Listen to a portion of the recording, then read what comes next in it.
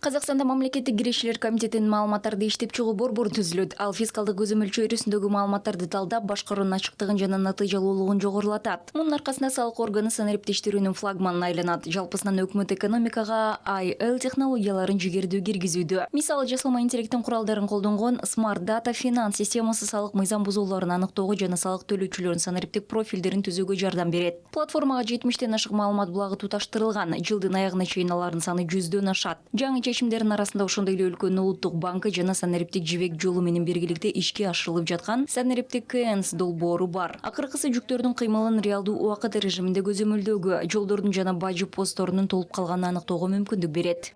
Экономика және салық тұрақтылығы цифрландыруу. Экономикалык жана салыктык туруктуулукта санариптештирүүдү жана бизнести жүргүзүүнү жөнөкөйлөтүүдө сапаттуу жана комплекстүү чечимдер керек. Президент Казакстан элине кайрылуусунда санариптештирүүнүн жана жасалма интеллект элементтерин киргизүүнүн негизинде экономиканын бардык тармактарын жаңылоо зарылдыгын баса белгиледи. Бул стратегиялык милдет. Бардык тармактык министрликтер өз тармактарын толук санариптештирүүнү камсыз кылышы керек. Экономиканын санариптик трансформациялоонун алкагында мамлекеттик кирешилер комитети мамлекеттик органдардын арасында санариптештирүүнүн флагманы болушу керек. Көш бастауға тиіс.